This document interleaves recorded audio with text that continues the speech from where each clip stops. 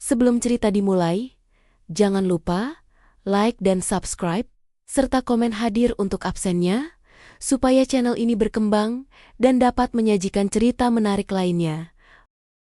Rumah ini, mereka menyebutnya rumah.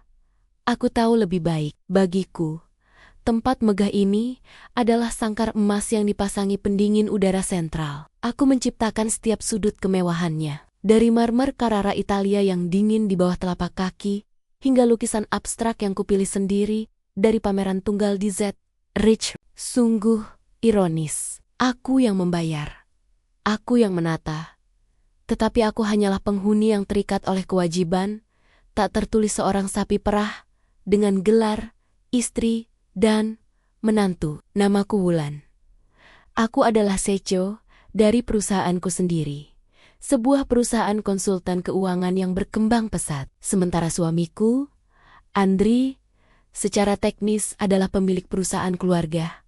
Semua orang, termasuk para klien besar kami, tahu siapa sebenarnya tulang punggung, otak, dan urat nadinya. Tanpa koneksiku, tanpa kemampuan negosiasiku yang tajam dan tanpa visi masa depanku, keluarga ini hanyalah seonggok nama baik tanpa isi. Pernikahanku dengan Andri berawal dari harapan sederhana, kini berubah menjadi perjanjian damai yang konyol. Pria itu menginginkan stabilitas dan klan bisnis yang terangkat. Aku, pada awalnya, hanya mendambakan sebuah keluarga. Aku ingin tempat berlindung dari kerasnya dunia bisnis yang kejam. Sayangnya, tempat berlindung itu ternyata lebih merupakan medan pertempuran tak berdarah yang menuntut pengorbanan tanpa henti. Siang itu, pertengahan bulan Juni, matahari bersinar terik, memanggul beban panas di Jakarta. Namun, di ruang tamu kami,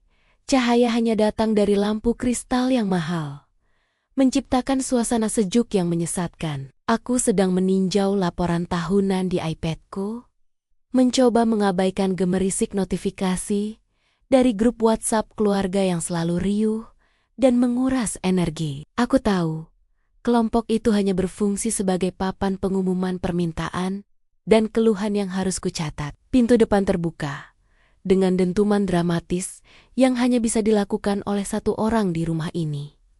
Risa, adik iparku. Wanita itu baru saja kembali setelah 3 minggu penuh hedonisme di Maladewa. Liburan yang, tentu saja, dibiayai sebagian besar dari rekening yang seharusnya dialokasikan untuk investasi perusahaan. Gadis itu tidak pernah bekerja sehari pun dalam hidupnya. Seluruh hidupnya adalah etalase kemewahan. Hasil dari kepercayaan diri buta bahwa suaminya, atau lebih tepatnya, uang yang kuberikan untuk suaminya akan selalu menyokongnya.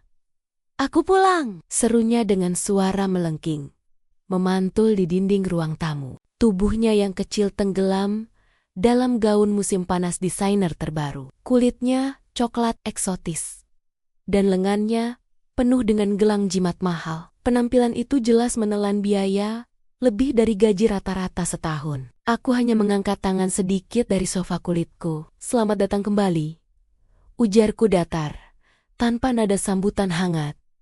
Risa tidak tertarik pada sapaanku. Mata elangnya langsung menyapu ruangan, mencari pengakuan, atau yang paling utama, suamiku, Andri. "Mana Mas Andri? Aku perlu bicara dengannya. Ada hal penting."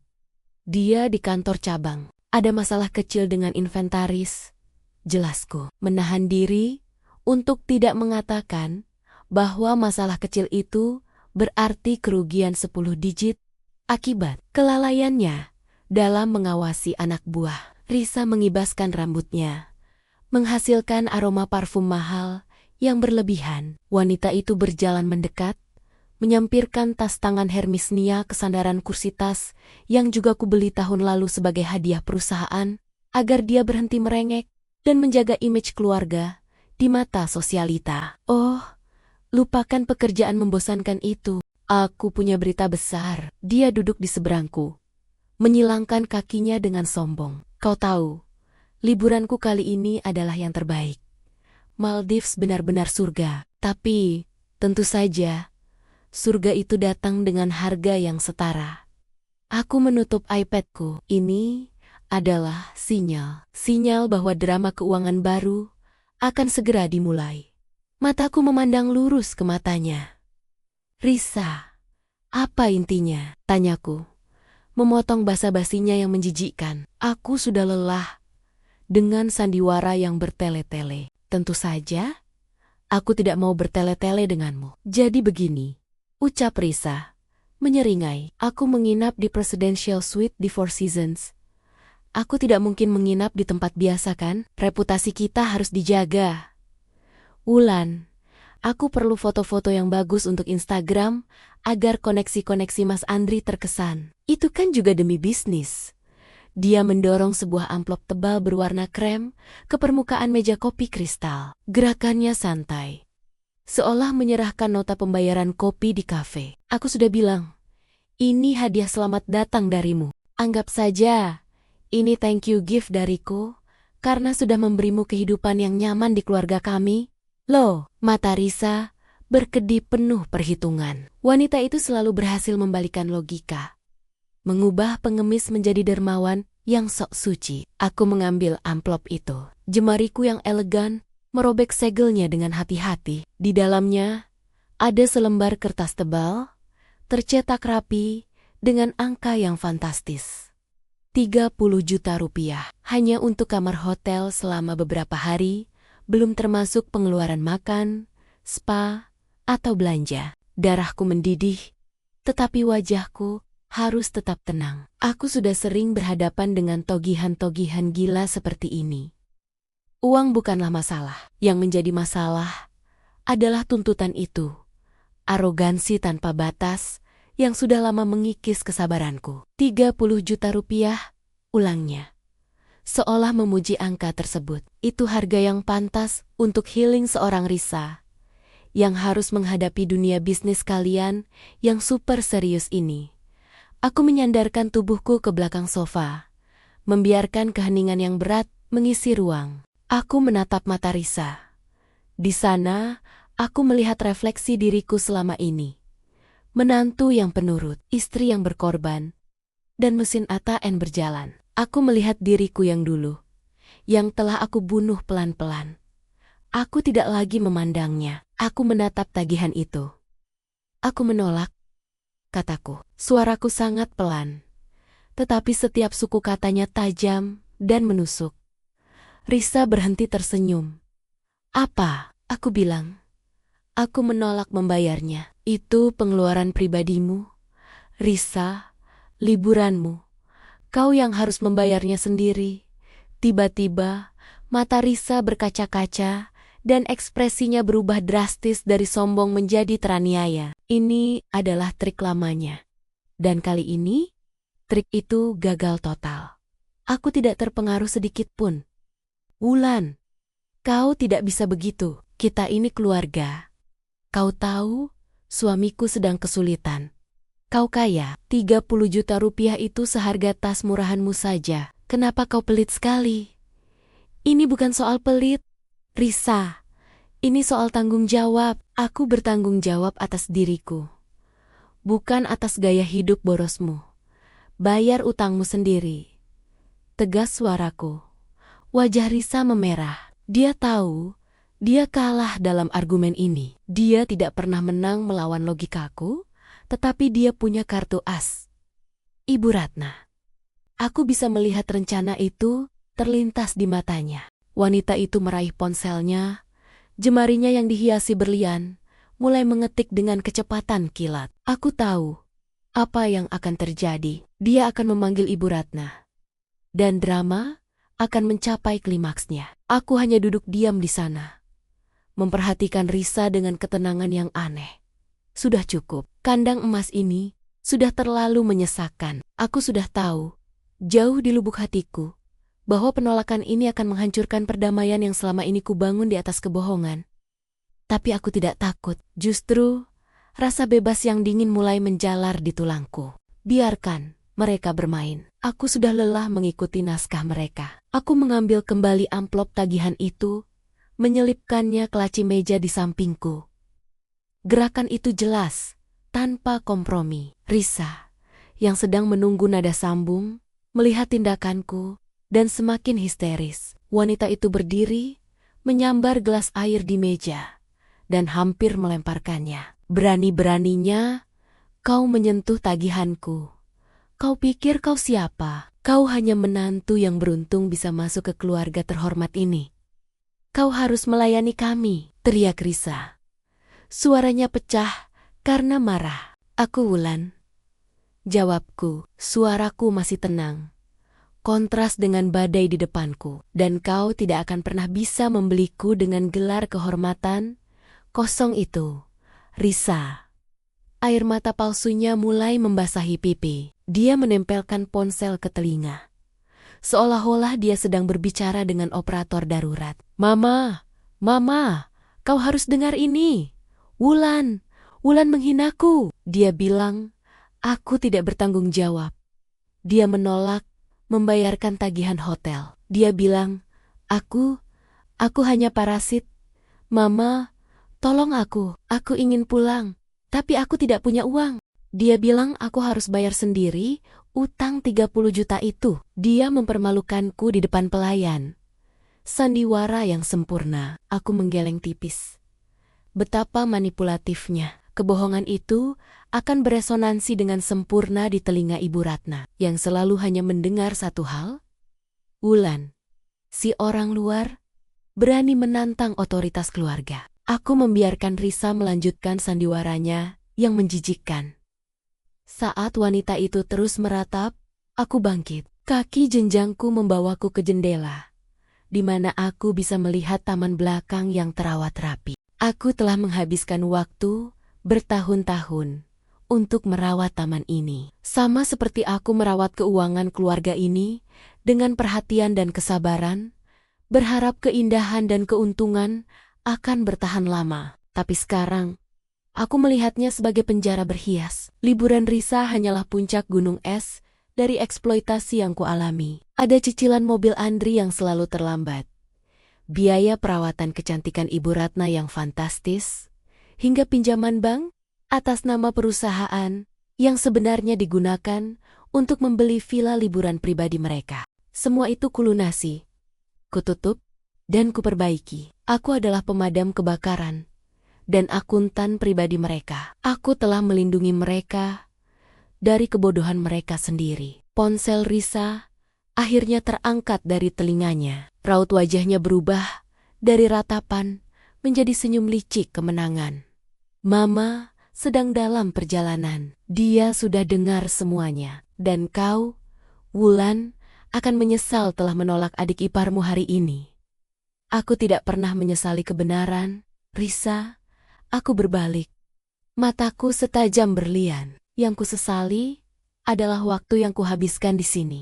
Aku tidak perlu menunggu Andri untuk pulang. Aku tahu di pihak mana dia akan berdiri. Dia akan menjadi pengecut pasif, mencoba menengahi, tetapi pada dasarnya memihak ibunya demi menjaga kedamaian yang semu. Kedamaian yang membuatnya tetap mendapatkan uangku. Aku berjalan menaiki tangga marmer. Langkahku mantap. Aku masuk ke kamarku. Kamar yang dulu kurasa sebagai ruang pribadiku, kini terasa seperti ruang tunggu di kantor. Aku membuka lemari pakaian, tetapi bukan baju-baju mahalku yang kumasukkan ke dalam koper. Aku tahu persis apa yang harus dibawa. Aku mengeluarkan sebuah kotak perhiasan kecil dari brankas tersembunyi. Di dalamnya tersimpan USB flash drive terenkripsi dan beberapa dokumen hukum penting. Inilah satu-satunya hal yang benar-benar bernilai bagiku. Bukti, rencana, dan kunci kebebasanku. Risa berteriak dari lantai bawah.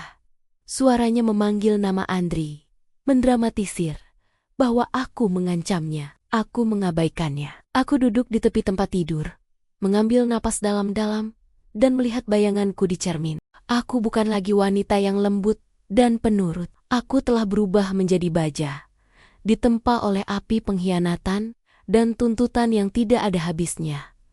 Aku akan keluar, tapi aku tidak akan keluar dengan tangan kosong. Aku akan memastikan keluarga terhormat ini belajar arti sebenarnya dari kehilangan. Jantungku berdetak dengan irama drum perang yang lambat dan pasti. Aku tidak bergerak dari posisi dudukku, menatap koper kulit yang kubuka, tetapi belum kuisi. Koper itu kosong, tetapi keputusanku sudah penuh dan tak terhindarkan. 15 menit kemudian, Andri tiba. Aku bisa mendengar deru mobilnya yang masuk ke garasi, diikuti oleh pintu depan yang dibanting dengan kasar. Risa menyambutnya dengan teriakan histeris yang tidak mengejutkanku sama sekali. Aku sudah tahu sandiwaranya. Rengekan Risa menuntut simpati, diselingi kalimat-kalimat yang memutarbalikkan kenyataan. Aku mendengar langkah kaki Andri yang berat menaiki tangga. Dia membuka pintu kamar kami tanpa mengetuk. Ekspresinya adalah campuran kecemasan, kekesalan, dan kelelahan. Pria itu lelah harus menengahi, tetapi dia lebih lelah membayangkan hidup tanpa fasilitas yang kubawa. "Wulan," katanya, suaranya rendah dan tegang. "Apa yang kau lakukan pada Risa? Kenapa kau menolak permintaannya? Kau tahu dia baru pulang. Dia stres. 30 juta rupiah itu bukan masalah besar bagimu kan? Kenapa kau harus membuat masalah?" Aku menatap suamiku, laki-laki yang kujanjikan sehidup semati. Dia tidak bertanya, apakah Risa bersikap kasar? Atau apakah permintaan itu adil? Pertanyaan satu-satunya yang keluar dari mulutnya adalah, kenapa kau membuat masalah?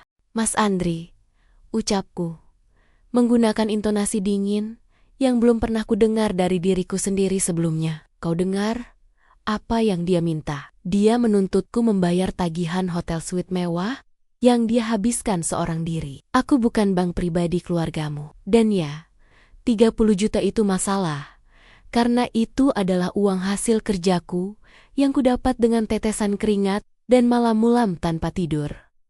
Dia menghela napas, gestur frustrasi khasnya yang selalu membuatku merasa bersalah di masa lalu. "Kenapa kau harus keras kepala? Kau hanya perlu mengiyakan, dan semua ini akan selesai. Mama sedang dalam perjalanan, dia pasti akan marah besar. Kau tahu kan, kalau Mama marah, itu akan memengaruhi bisnis. Kau tidak ingin itu terjadi kan? Inilah inti dari segalanya. Ancaman halus memaksaku untuk diam demi bisnis mereka. Bisnis itu sudah hancur sejak lama, Mas. Kau yang tidak mau melihatnya. Kau terlalu sibuk menikmati hasil kerjaku sampai lupa bagaimana cara bekerja." Balasku menusuk tepat pada intinya.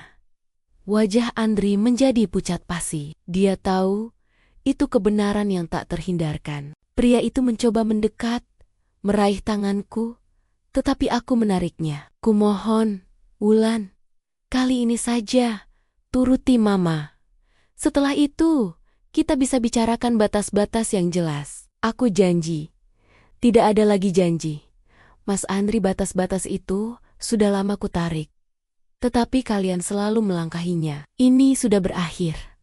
Aku mengambil ponselku, mematikan mode pesawat, dan mengirimkan beberapa surel terenkripsi. Itu adalah langkah terakhirku. Pemberitahuan pengunduran diriku dari semua dewan direksi perusahaan keluarga efektif segera. Tepat saat aku menekan tombol kirim, klakson mobil mewah Ibu Ratna membunyikan genderang perang di halaman depan. Suara itu keras, tidak sabar, dan penuh arogansi. Suara dari seorang ratu yang merasa tak tersentuh. "Mama sudah datang," kata Andri. Matanya dipenuhi ketakutan yang nyata. "Cepat, Wulan, turun, dan katakan kau salah. Minta maaf pada Risa." Aku berdiri tegak. Tinggi badanku, yang hanya beberapa sentimeter lebih pendek darinya, kini terasa menjulang. "Aku tidak akan meminta maaf, Mas. Aku tidak salah. Aku akan turun, tapi ini bukan untuk meminta maaf." Aku berjalan mendahuluinya. Di tangga, Risa sudah berdiri seperti korban yang dianiaya, siap untuk beraksi. Aku mengabaikannya dan berjalan lurus ke ruang tamu, tempat Ibu Ratna sedang menunggu. Duduk di sofa tunggal, dengan punggung tegak dan wajah beku. Aura kekuasaan yang selalu mengintimidasiku, kini terasa begitu rapuh di mataku. "Wulan," suara Ibu Ratna, adalah es. Jelaskan, apa yang kau lakukan pada Risa? Kenapa kau mempermalukannya? 30 juta rupiah Wulan. Kau menghancurkan kebahagiaan adik iparmu hanya demi 30 juta rupiah. Aku berhenti, tepat di depannya. Aku melihat dari dekat kerutan lelah di wajahnya. Lapisan tebal makeup mahal yang tidak bisa menyembunyikan kekhawatiran yang kuharap kulihat. Aku tidak menghinanya, Bu. Kataku dengan tenang, menyapa matanya yang tajam. Aku hanya menolak membayar tagihan pribadi Risa. Tagihan itu untuk Presidential Suite di Maladewa. Aku tidak punya kewajiban hukum atau moral untuk menanggung pemborosannya. Ibu Ratna tertawa kering. Tawa yang menusuk tulang. Moral? Kau bicara moral padaku? Kau adalah menantuku. Kau adalah bagian dari keluarga ini. Hartamu adalah harta kami, terutama jika itu bisa menjaga nama baik kami. Berkat koneksimu, nama baik kami terjaga. Jadi, bayarlah harganya. Dia berdiri, dan aku tidak mundur. Ibu Ratna adalah wanita yang dulunya kutakuti. Wanita yang bisa membuatku gemetar hanya dengan satu lirikan. Tetapi sekarang, api amarah yang adil membakar semua ketakutan itu. Harga yang harus kubayar adalah ini. Kalian boleh mengambil pekerjaanku, waktu istirahatku, bahkan kepercayaanku. Tapi kalian tidak bisa mengambil akal sehatku. Aku menolak membiarkan diriku dieksploitasi lagi.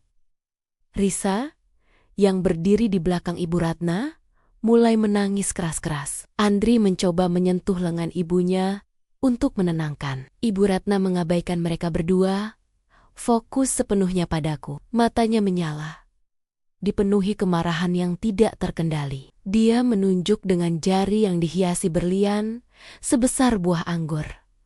Baik, teriaknya. Kata-kata itu bergetar di tenggorokannya, dipenuhi racun dan otoritas. Bayarkan.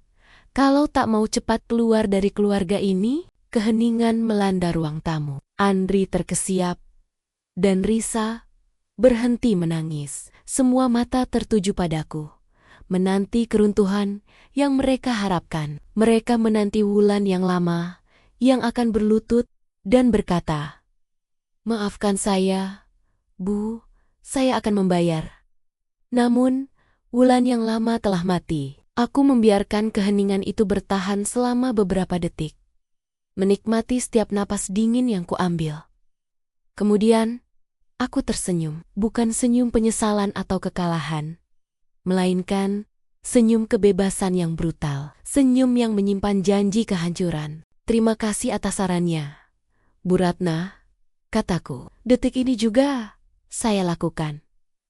Aku mengangguk sekali, menghormati ultimatumnya bukan sebagai menantu yang patuh, tetapi sebagai lawan yang mengakui tantangan. "Baik, saya akan keluar," kataku dengan suara yang jauh lebih lembut dan lebih berbahaya daripada teriakan kemarahannya. Aku berbalik, tidak lagi melihat wajah kaget Ibu Ratna, Andri yang kebingungan, atau Risa yang tiba-tiba diam. Aku berjalan kembali menaiki tangga. Di lantai atas, aku melanjutkan apa yang terhenti. Aku hanya mengemas koper kulit kecilku dengan pakaian dan barang-barang yang benar-benar kubutuhkan. Kunci mobilku, dompet, dan yang paling penting, USB flash drive terenkripsi yang berisi semua rahasia keuangan mereka. Saat aku turun kembali, Ibu Ratna sudah kembali duduk, mencoba mempertahankan martabatnya yang runtuh. Andri masih berdiri di tengah ruangan.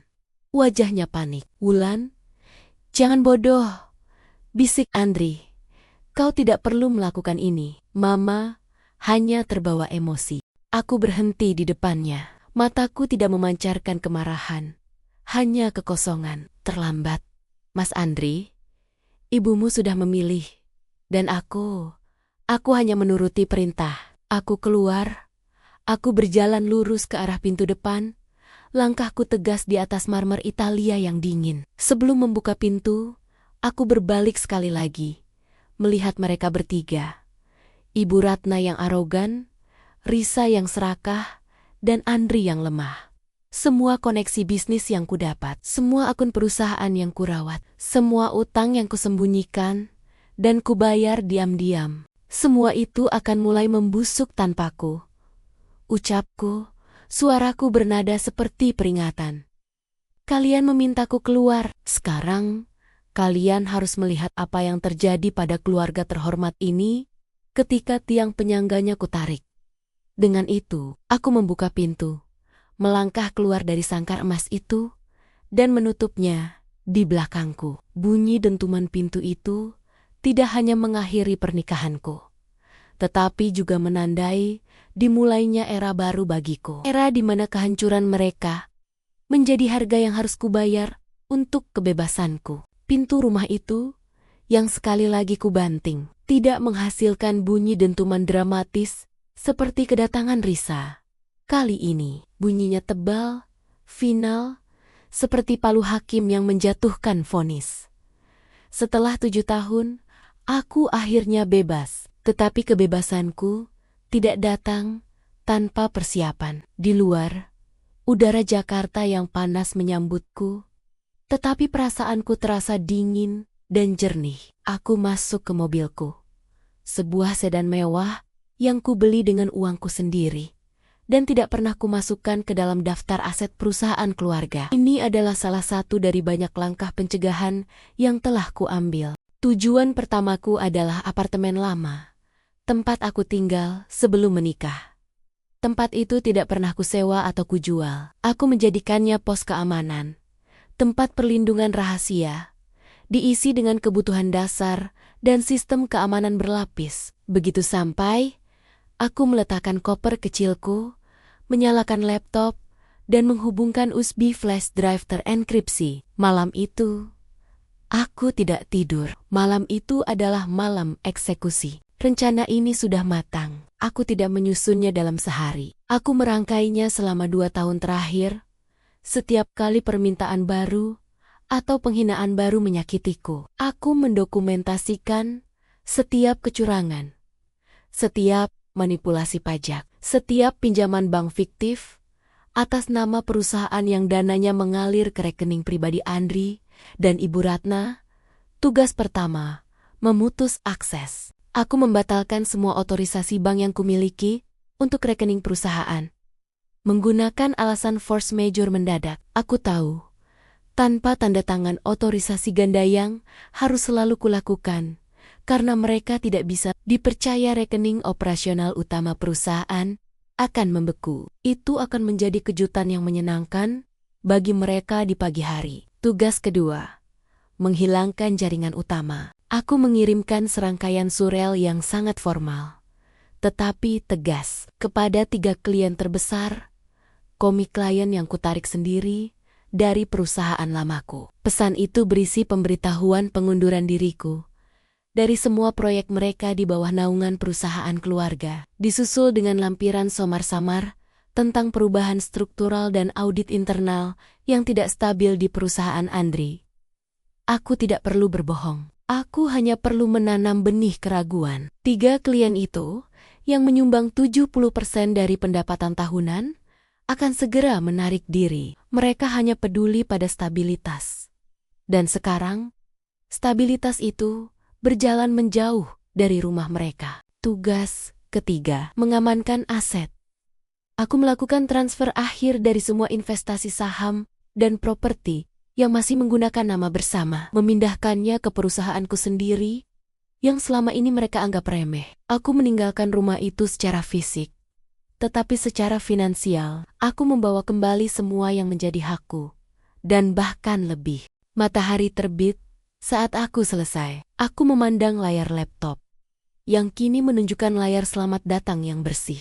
Aku telah menghapus semua jejak. Rasanya seperti membersihkan luka yang membusuk. Rasa sakitnya luar biasa, tetapi pemulihannya terasa begitu murni. Aku tahu, mereka tidak akan menyadarinya sekarang. Bagi mereka, aku adalah wanita yang kalah, diusir dari tahta. Mereka akan sibuk merayakan kemenangan mereka, sementara aku menyesap kopi panas di apartemen baruku, dikelilingi oleh ketenangan yang membebaskan. Drama baru sedang berlangsung di rumah megah itu. Aku bisa membayangkan Ibu Ratna yang merasa superior memberi nasihat beracun pada Andri untuk mencari istri baru yang lebih patuh. Atau setidaknya, seseorang yang memiliki uang sebanyak aku, tetapi dengan kemauan yang lebih lemah. Risa, pastilah sudah mendapatkan uang 30 juta rupiah itu dari Andri, yang pasti menguras tabungan pribadinya demi kedamaian yang sesaat. Mereka pasti merasa bahwa masalah sudah selesai. Wulan sudah keluar. Akhir yang bahagia bagi mereka. Tapi kebahagiaan itu, seperti hotel suite mewah Risa, hanya bertahan singkat. Pukul 10 pagi, ledakan pertama terjadi. Ponselku bergetar hebat. Itu bukan panggilan dari mereka, melainkan dari sekretarisku di kantor konsultan pribadiku, Mira. Wulan, ada masalah besar. Tuan Handoko dari perusahaan abadi klien terbesar Mas Andri baru saja menelepon kantor. Nada suaranya sangat marah. Dia bilang dia menarik semua investasinya segera dan tidak akan memperpanjang kontrak multitahun yang akan datang. Napas Mira tertahan. Dia bilang dia tidak lagi mempercayai manajemen mereka, dan dia hanya bekerja dengan Wulan. Aku tersenyum, menutup mataku sejenak. Tenang, Mira. Itu sudah kuduga. Kirimkan ucapan terima kasih pada Tuan Handoko atas kesetiaannya, dan minta tim kita untuk menyiapkan proposal penawaran atas nama perusahaanku sendiri. Secepatnya, beritahu dia bahwa aku sekarang sepenuhnya mengendalikan operasi. Aku mengerti, bisik Mira. Suaranya dipenuhi kekagetan dan kegembiraan. Dia sudah lama muak dengan perlakuan keluarga Andri padaku. Detik berikutnya, ponsel lain yang kususun untuk menerima pesan masuk dari bank dan notifikasi perusahaan berbunyi. Kali ini, pesannya datang dari Bank Sentosa. Pesan itu ditujukan kepada Andri, tetapi masuk ke ponsel yang kukendalikan. Peringatan, pembayaran cicilan pinjaman A atau NCV Jaya Utama, Jaminan Properti C, telah melewati batas jatuh tempo. Mohon segera lunasi untuk menghindari penalti dan tinjauan ulang persyaratan kredit. Pinjaman C, itu adalah pinjaman villa liburan mewah yang mereka beli tahun lalu di Bali. Pinjaman itu harusnya dilunasi setiap bulan oleh perusahaan. Tetapi karena keuangan perusahaan sangat berantakan akibat pemborosan tak terhindarkan Risa dan Ibu Ratna aku yang selalu membayar cicilan itu dari rekening pribadiku, lalu memanipulasi buku besar agar tidak terdeteksi. Kemarin, aku menghentikan pembayaran itu. Aku menghentikan peranku sebagai perisai. Aku tahu apa artinya ini. Mereka tidak akan punya uang untuk membayar cicilan besar itu. Mereka tidak pernah punya, dan Bank Sentosa tidak akan menunggu. Penalti akan melonjak, dan properti itu akan terancam disita dalam hitungan minggu. Aku mengambil iPadku dan membuka sebuah aplikasi perpesanan terenkripsi. Aku meninjau semua grup kerja internal perusahaan. Pagi ini, seharusnya ada rapat dewan darurat. Namun, aku tahu rapat itu pasti kacau. Andri tidak memiliki wibawa atau pengetahuan untuk mengendalikan dewan. Ibu Ratna hanya bisa mengancam. Tetapi ancaman tidak bisa membayar utang. Tepat pukul 11, ponselku yang lain mulai berdering, menampilkan nama pemanggil yang kublokir. Andri. Aku membiarkannya berdering. Kemudian, pesan teks masuk. Andri. Wulan. Angkat teleponku. Ada masalah besar. Handoko menarik kontraknya. Kenapa? Kau pasti tahu sesuatu. 5 menit kemudian, panggilan itu datang lagi. Disusul pesan teks lain. Andri. Bank menelepon. Pinjaman? Cek, kenapa tidak dibayar? Mama panik. Cepat kembali ke sini. Kita bisa perbaiki. Aku janji, kita akan atur ulang keuangan. Kumohon Wulan. Aku mematikan suara ponsel itu dan melemparkannya ke sofa. Aku tidak menjawab. Aku hanya duduk di sana, membiarkan gelombang panik dan keputusasaan dari mereka menghantamku dalam keheningan yang dingin. Aku telah keluar, persis seperti yang diminta, dan sekarang mereka harus menghadapi kenyataan pahit. Mereka tidak mengusir menantu yang egois. Mereka menendang keluar fondasi, sistem, dan penyelamat yang selama ini membuat mereka tampak utuh. Kehancuran itu baru saja dimulai, dan baunya, meskipun pahit, terasa seperti aroma kebebasan. Aku berdiri, memandangi langit Jakarta. Pekerjaan baru menantiku.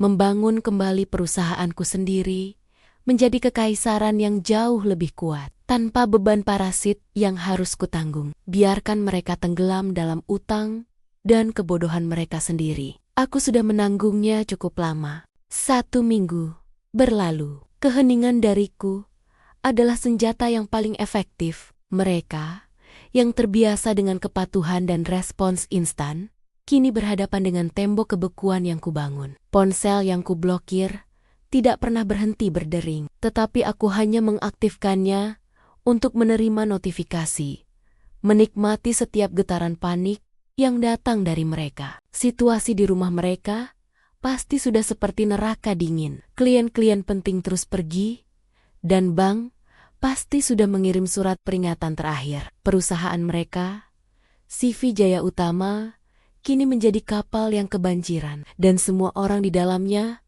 terlalu sibuk menuding satu sama lain daripada mencari cara untuk menyelamatkan diri. Mira, sekretarisku yang setia, adalah mata dan telingaku. Dia memberitahuku bahwa Ibu Ratna telah mencoba masuk ke kantor lamaku, berteriak dan menuntut berkas, tetapi satpam dan pengacara yang sudah kusiapkan sejak awal menahannya dengan surat kuasa yang sah. Risa, di sisi lain, mulai mendm timen sosialitaku, mencoba meminjam uang dengan alasan investasi baru taktik yang gagal total karena rumor tentang kebangkrutan mereka mulai beredar. Aku tahu, saatnya sudah tiba untuk pukulan telak yang membuat mereka tidak bisa kembali. Aku menghubungi firma hukumku, tim yang sudah kusiapkan untuk proses perceraian. Pengacara senior yang menangani kasus ini, Pak Haris, adalah seorang profesional yang dingin dan efisien. Wulan,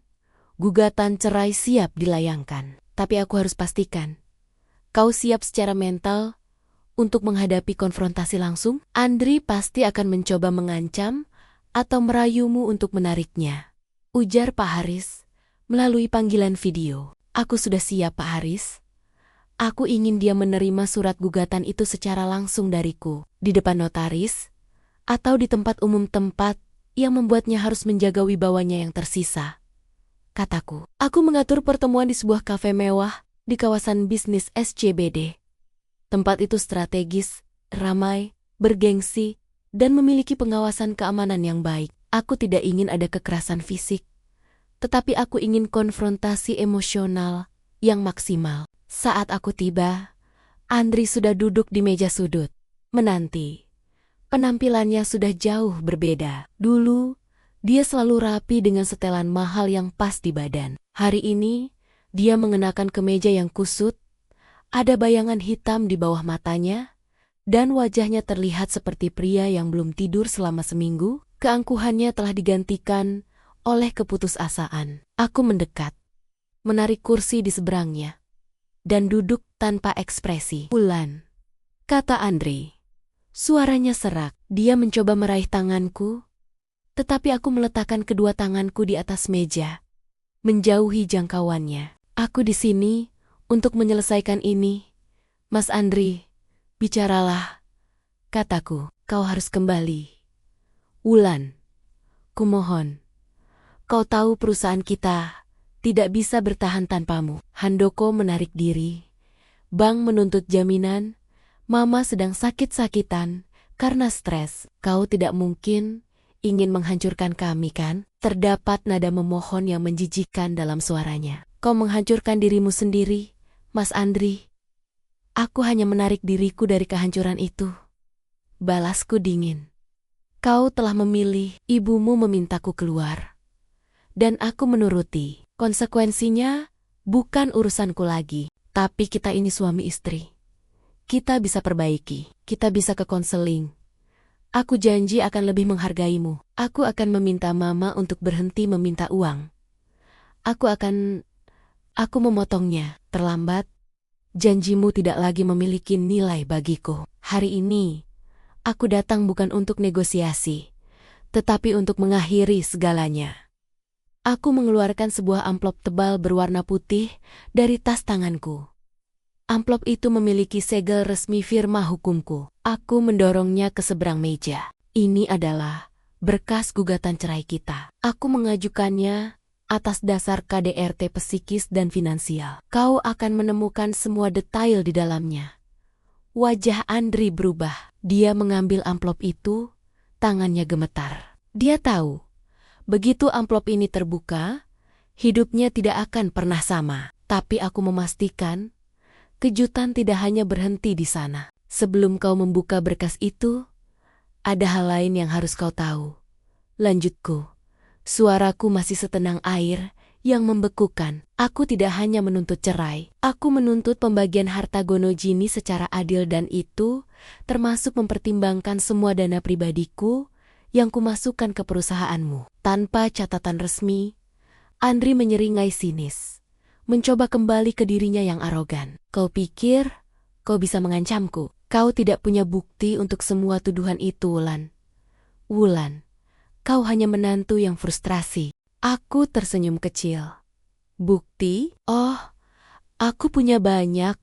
Mas Andri, kau ingat SB flash drive yang kucari di kamarku saat kau dan ibumu berteriak di bawah? Itu berisi salinan semua buku besar, laporan pajak yang dimanipulasi, dan daftar aset yang kau beli menggunakan uang perusahaan di bawah tangan. Wajah Andri memucat. Dia menatapku. Matanya membesar karena teror. Kau ingat pinjaman fiktif yang digunakan untuk membeli villa di Bali itu? Aku punya rekaman percakapanmu dengan bendahara.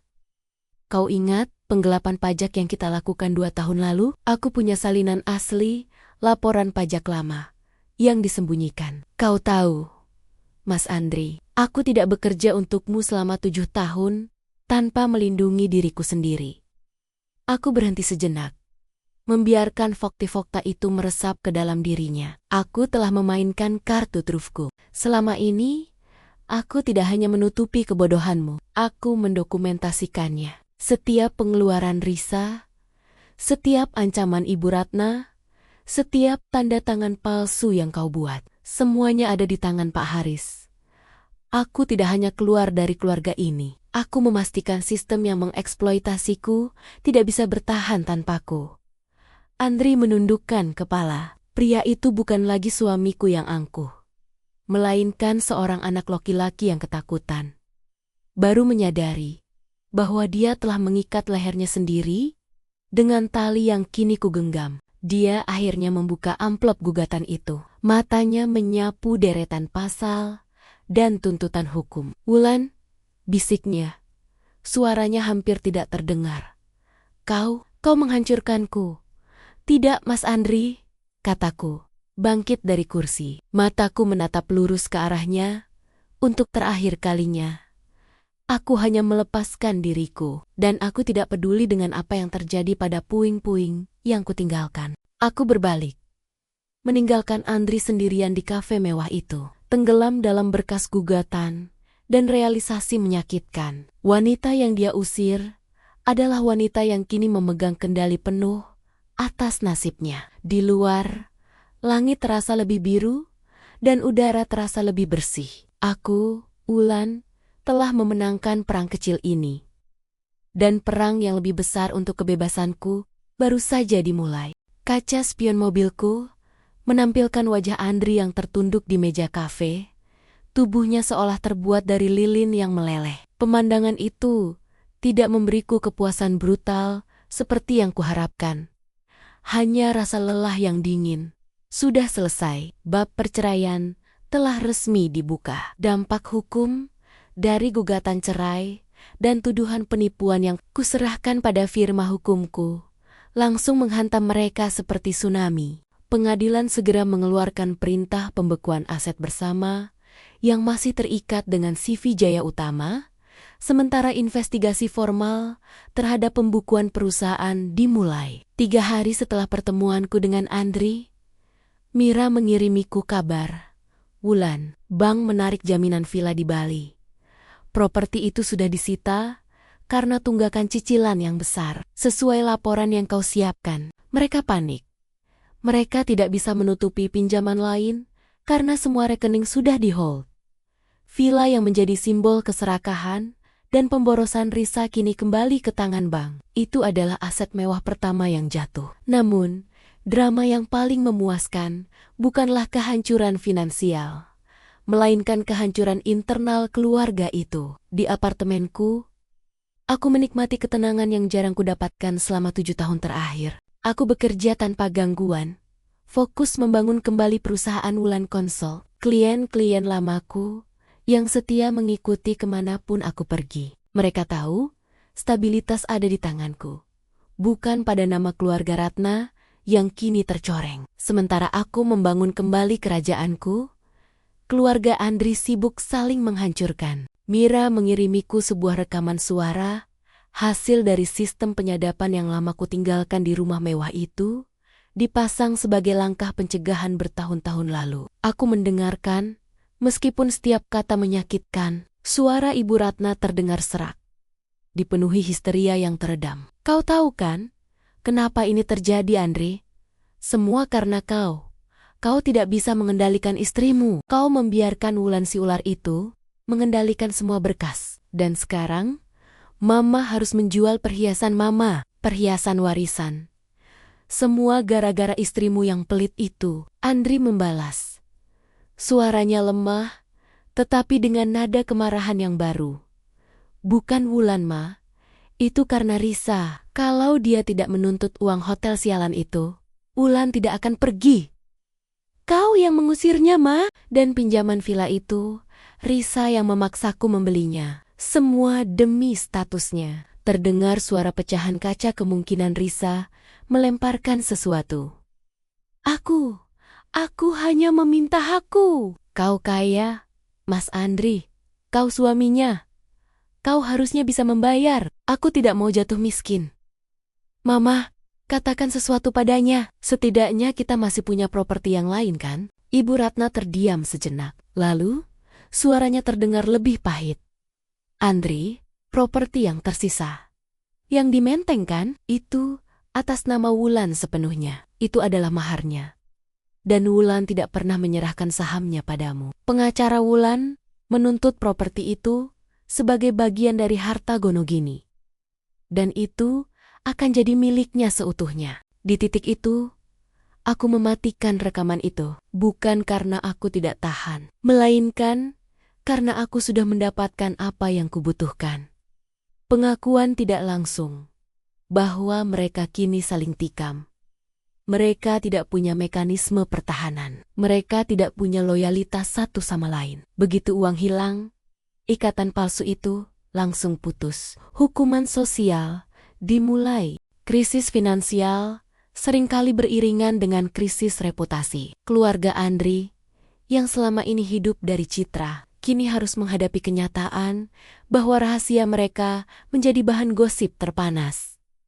Aku tidak menyebarkan berita itu secara langsung. Aku hanya berbicara dengan 2 atau 3 sahabat karibku di kalangan sosialita, wanita-wanita cerdas yang tahu bagaimana nilai informasi dipertukarkan.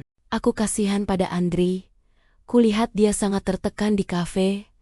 Aku memulai dengan nada kasual, tapi kurasa ini harus terjadi. Aku tidak bisa terus-menerus menutupi semua utang dan kecurangan perusahaan. Aku tidak mau berakhir di penjara karena menutupi kejahatan finansial mereka dalam hitungan jam. Cerita itu berkembang, berubah, dan menyebar. Gosip pertama.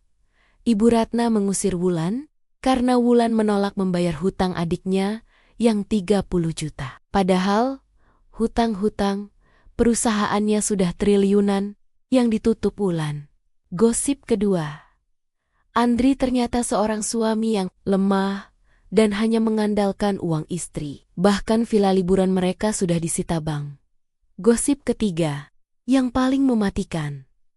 Risa adalah parasit. Dia menghabiskan uang perusahaan untuk liburan. Dan ketika Wulan menolak membayarnya, dia memaksa ibunya mengusir Wulan. Sekarang mereka bangkrut total. Risa adalah yang paling merasakan dampaknya. Osialita Jakarta hidup dari pameran dan jaringan. Risa yang dulu bangga dengan tas Hermes Nia, kini dihindari. Undangan ke akara-kora bergengsi mendadak berhenti. Bahkan postingan Instagramnya tentang Maldives yang sombong itu kini dipenuhi komentar pedas tentang pembayaran yang belum lunas dan hidup dari uang orang lain. Aku melihat foto Risa di majalah daring gosip. Wajahnya yang cantik kini terlihat marah dan panik saat dia mencoba menjual beberapa tas tangannya di sebuah acara amal, mungkin demi mencari uang tunai. Taktik yang sial-sial dan memalukan. Aku tahu, Ibu Ratna pasti merasa paling hancur. Bagi wanita itu, kekuasaan dan reputasi sosial adalah napasnya. Kehilangan status jauh lebih buruk daripada kehilangan uang. Kini, dia hanya berdiam diri di rumah. Tidak berani muncul di arisan atau acara sosial. Karena dia tahu, setiap senyum yang ditujukan padanya adalah belas kasihan palsu yang disembunyikan. Aku mengambil ponselku dan melihat pesan dari Pak Haris. Wulan, mereka tidak punya opsi. Dengan semua bukti yang kau miliki, mereka harus setuju untuk penyelesaian di luar pengadilan yang kita ajukan, atau menghadapi tuntutan pidana atas penipuan pajak dan penggelapan. Aku akan memberikan mereka waktu 2 hari untuk menjawab. Lalu kita seret mereka ke pengadilan. Aku membalas singkat. Lakukan, Pak Haris. Di masa lalu, ancaman penjara atau kebangkrutan akan membuatku panik. Aku akan segera bergegas, menyelamatkan mereka dari bencana, demi menjaga nama baik dan keharmonisan. Tetapi sekarang, aku hanya menikmati kopi pagiku di apartemenku yang sunyi. Aku telah membayar semua hutangku. Bukan hutang uang 30 juta rupiah yang dituntut Risa, melainkan hutang harga diriku yang selama ini mereka renggut. Dan harga yang harus mereka bayar untuk kebebasanku adalah kehancuran yang total, finansial dan sosial. Rasanya, entah kenapa, sangat adil. Waktu tidak berpihak pada mereka. Setelah tenggat waktu 2 hari yang diberikan Pak Haris terlewati, mereka terpaksa setuju untuk penyelesaian di luar pengadilan. Mereka tidak punya pilihan. Menghadapi tuntutan pidana akan menghancurkan nama baik mereka selamanya. Bahkan, jika mereka selamat dari penjara, penyelesaian itu berarti 2 hal. Pertama, aku mendapatkan bagian yang sangat besar dari harta Gonogini, termasuk properti Menteng, yang sudah menjadi hakku sepenuhnya. Dan pengembalian semua modal pribadiku yang kumasukkan ke CV Jaya Utama. Kedua, mereka harus menjual aset terakhir mereka untuk menutupi pinjaman perusahaan yang sudah jatuh tempo dan denda hukum, eksekusi, penghinaan, kehancuran, rumah mewah, sangkar emas yang kubangun dengan uang dan jiwaku. Kini dipasangi plang iklan, dijual mendesak. Pemandangan itu, yang kulihat dari kejauhan melalui foto yang dikirim Mira, terasa sangat membebaskan. Itu adalah akhir dari panggung sandiwara mereka. Andri menghubungi, suaranya benar-benar hancur kali ini. Tidak ada lagi ancaman, hanya rintihan. Wulan, kau harusnya melihat Mama. Dia tidak makan, dia tidak bicara. Dia bilang, dia akan mati jika harus pindah dari rumah ini. Bisiknya dalam telepon. Suaranya dipenuhi kebencian dan rasa bersalah. Itu adalah pilihan ibumu, Mas Andre. Jawabku, suaraku datar seperti permukaan laut mati. Dia memilih uang receh Risa daripada seluruh integritas dan stabilitas yang kubawa. Dia yang berteriak, menyuruhku keluar. Dia harus bertanggung jawab atas tindakannya sendiri. Aku mendengar Risa berteriak di latar belakang, menuntut mobilnya mobil sport mewah, yang juga harus dijual untuk menutup biaya pengacara. Mobilku? Jangan sentuh mobilku, Mas. Aku harus punya mobil untuk bertemu klien-klienku, teriak Risa. Klien apa, Risa? Tidak ada lagi yang mau bekerja sama dengan kita. Mereka semua tahu kita bangkrut. Semua gara-gara kau dan suite hotel sialanmu itu. Balasan Andri adalah ledakan yang sudah lama tertahan.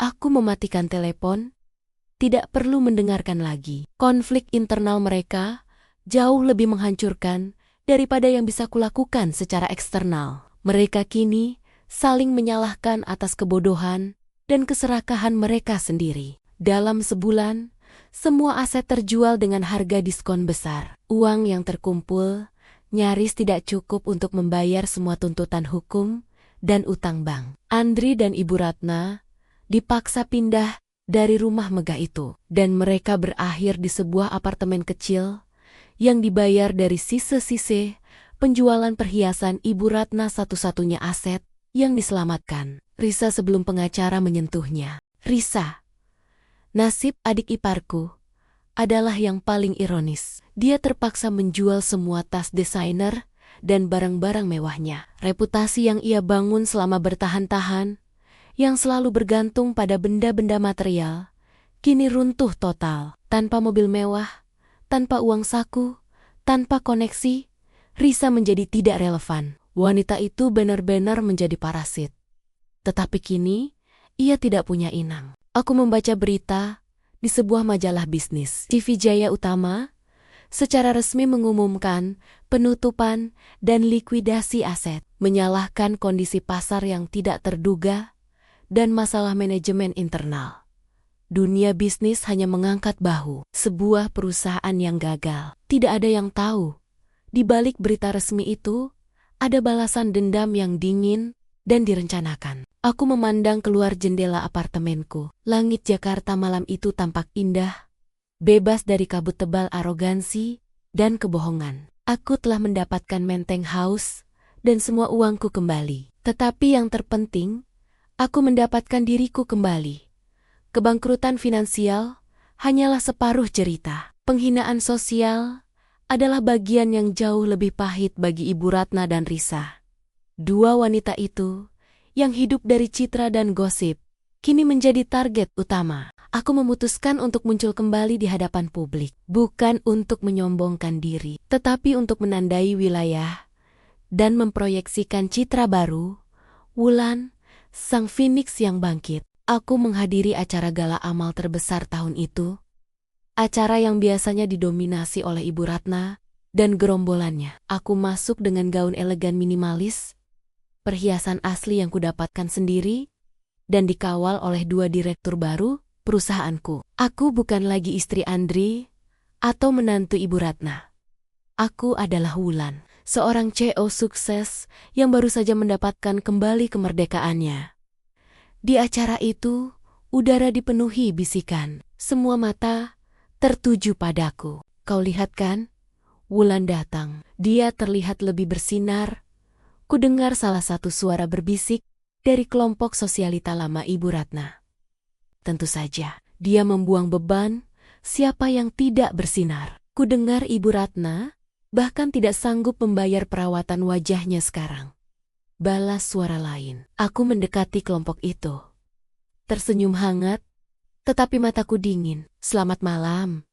Nyonya-nyonya, senang melihat Anda semua. Sapaku. Mereka gugup, mereka takut aku akan menuntut pembalasan atau membeberkan lebih banyak rahasia. Wulan, kau terlihat sangat bahagia, kata salah satu dari mereka. Basa-basi yang terdengar pahit. Aku selalu bahagia ketika dikelilingi oleh profesional sejati dan orang-orang yang jujur. Jawabku, kalimat yang memiliki dua makna. Lalu, aku menambahkan kalimat yang kuduga akan menjadi gosip utama minggu itu. Aku harus fokus pada pekerjaanku. Sayang sekali, aku tidak bisa menghadiri persidangan perceraianku yang tertunda. Tapi Pak Haris bilang, semua berjalan lancar. Aku hanya berharap suamiku dan Ibu Ratna dapat segera menemukan kedamaian. Dan, tentu saja, pekerjaan yang bisa membayar biaya hidup mereka. Aku tidak perlu mengatakan lebih. Aku telah menyebarkan informasi, perceraianku akan segera diselesaikan. Dan keluarga mantan suamiku kini sedang mencari pekerjaan. Kebenaran yang brutal disajikan dengan senyum ramah. Risa. Nasib Risa semakin terpuruk. Dia mencoba menghubungi beberapa teman lamanya, memohon untuk dipinjamkan uang, tetapi selalu mendapat penolakan. Wanita itu mencoba bekerja sebagai reseller kosmetik, sebuah usaha yang sangat kontras dengan citra sosialita yang selalu ia bangun. Penghinaan terbesarnya terjadi saat ia mencoba menghadiri sebuah pameran mode dengan harapan bisa mendapatkan diskon. Dia diusir oleh petugas keamanan karena ia tidak bisa menunjukkan kartu anggota klub yang sudah dibatalkan. Aku melihat foto Risa di media sosial, bukan dari akunnya sendiri, melainkan dari akun gosip yang secara brutal merekam momen itu. Risa berdiri di luar pintu masuk. Wajahnya merah padam, rambutnya berantakan, dan dia menangis karena malu. Sementara itu, Ibu Ratna benar-benar tenggelam dalam depresi dan kemarahan. Wanita itu tidak bisa menerima bahwa ia telah kehilangan rumah, harta, dan yang paling penting, kendali. Dia sering berteriak pada Andri di apartemen kecil mereka, menyalahkan semua kegagalan pada kelemahan pria itu dan kekejamanku. Aku tahu semua ini dari Mira, yang kini menjadi tangan kananku. Mira berhasil menemukan mantan bendahara, si Vijaya Utama, yang kini bekerja dengan kami. Pria itu memberitahu kami, mereka hidup dalam kehancuran. Wulan, setiap hari, mereka saling berteriak, saling menyalahkan. Mereka tidak tahu cara membayar listrik atau air. Mereka benar-benar hancur, seperti yang kau janjikan. Aku merasa dingin mendengar laporan itu. Aku tidak merasakan penyesalan, hanya pembenaran. 7 tahun hidupku, martabatku, dan uangku telah dicuri. Ini adalah harga yang pantas untuk kebebasanku. Aku menutup lembaran itu. Aku tidak lagi perlu peduli pada mereka. Kehancuran mereka kini adalah tanggung jawab mereka sendiri. Proses likuidasi aset dan penyelesaian di luar pengadilan telah selesai. Aku resmi menjadi pemilik tunggal properti di Menteng, dan semua modal investasiku yang kucurahkan ke perusahaan keluarga sudah kembali. Aku hanya menunggu sidang putusan cerai, yang hanya tinggal formalitas. Sore itu, saat aku meninggalkan kantor baruku yang berlokasi di pusat Gedung Pencakar Langit Jakarta, aku disambut oleh pemandangan yang tak terduga. Mereka menungguku. Andri, Ibu Ratna, dan Risa berdiri di lobi utama gedung. Penampilan mereka jauh dari citra keluarga terhormat yang dulu mereka jual. Andri tampak tua, pakaiannya longgar dan kusut. Ibu Ratna mengenakan pakaian yang sama dengan yang kulihat di foto lama, matanya bengkak, dan makeup di wajahnya retak. Risa menunduk, tidak berani menatapku, membawa tas tangan murahan yang kontras dengan Hermes yang selalu ia banggakan. Wulan, Andri maju, suaranya parau. Kumohon, kami harus bicara denganmu. Ini yang terakhir. Sebelum putusan cerai, aku memberi isyarat kepada Satpam untuk menjaga jarak. Tetapi aku memutuskan untuk menghadapi mereka. Aku berdiri dengan tegak, tanganku bersedekap di dada. Aku tidak punya urusan lagi dengan kalian. Mas Andri, pengacaraku sudah mengurus semuanya. Kalian sudah menandatangani perjanjian penyelesaian, kataku. Ibu Ratna maju dengan langkah gontai, air mata mengalir di pipinya, membasuh sisa-sisa bedak. Wulan nak, kumohon, kasihanilah Mama. Mama sakit-sakitan. Mama tidak kuat hidup seperti ini. Mama minta maaf. Mama menyesal. Mama seharusnya tidak pernah mengusirmu. Tolong, tarik gugatanmu. Kembalilah pada Andri, dan kita perbaiki semua ini. Kita bisa mulai lagi. Risa ikut mengangkat wajahnya yang jelek karena menangis. Wulan, kau benar. Aku yang salah. Aku yang serakah. 30 juta rupiah itu tidak sebanding dengan semua ini. Aku janji, aku akan bekerja. Aku akan berubah. Tapi tolong, jangan biarkan kami kehilangan segalanya. Jangan biarkan kami kehilangan rumah kami. Aku menatap mereka bertiga, dan yang kurasakan bukanlah kebencian, melainkan kekosongan dan kebenaran yang menyedihkan. Mereka tidak meminta maaf karena menyakitiku. Mereka meminta maaf karena konsekuensi dari tindakan mereka telah menyusul. Kalian ingin aku kembali? Tanyaku. Aku tersenyum tipis. Senyum yang sama dinginnya saat aku menerima ultimatum Ibu Ratna. Kalian memohon untuk kembali ke hidup yang kalian hancurkan sendiri? Aku melangkah mendekat. Suaraku menjadi berbisik, tetapi menusuk. Ibu Ratna, kau memintaku membayar utang Risa. Dan ketika aku menolak, kau berteriak padaku, keluar dari keluarga ini. Kau ingin tahu apa yang kulakukan? Aku menuruti perintahmu. Aku keluar. Aku menarik semua jaringanku. Aku membiarkan kebohongan yang kututupi selama ini terungkap. Dan inilah hasilnya. Kalian tidak kehilangan segalanya karena aku jahat. Tetapi karena kalian tidak punya apa-apa selain uangku dan citra palsu. Aku menoleh ke Andre. Mas Andre, kau tidak pernah melindungiku. Kau selalu membiarkan ibumu dan adikmu mengeksploitasiku demi menjaga kedamaian yang semu. Kau memilih kehidupan yang nyaman di atas harga diriku. Aku tidak bisa hidup dengan pria yang tidak menghargai pasangannya. Dan Risa, aku menatap adik iparku yang kini menunduk. 30 juta rupiah itu hanyalah pemicu. Masalah kita jauh lebih dalam. Kau tidak akan pernah berubah. Kau hanya menyesal karena kartu kreditmu terblokir, bukan karena hatimu yang busuk.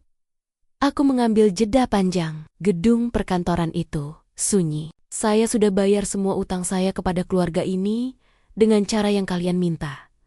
Saya keluar, dan sistem yang menahan saya hancur. Aku berbalik.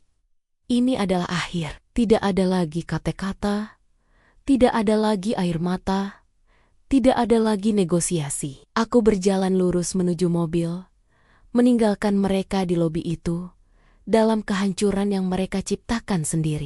Saat mobilku melaju pergi, aku melirik ke belakang. Mereka masih berdiri di sana, di tempat yang kini terasa seperti monumen kegagalan mereka. Aku tidak pernah menoleh ke belakang lagi. Bagiku, mereka sudah menjadi masa lalu yang sudah kubayar lunas dengan harga yang sangat mahal, tetapi kini sudah menjadi aset pribadiku. Aku, Wulan, akhirnya bebas. Persidangan perceraian hanya memakan waktu singkat. Sebuah formalitas hukum yang menyertai kejatuhan finansial yang telah terjadi. Aku tidak perlu hadir. Pak Haris, pengacaraku, mengurus segalanya dengan efisien. Hasilnya, putusan hakim mengabulkan gugatanku sepenuhnya, mengakui adanya eksploitasi finansial dan KDRT psikis. Aku resmi menjadi Nona Wulan kembali. Aku menyambut kabar itu bukan dengan pesta atau perayaan, tetapi dengan ketenangan di rumah baruku. Menteng House, yang dulu kubeli sebagai rumah impian pernikahan, kini resmi menjadi benteng kemerdekaanku.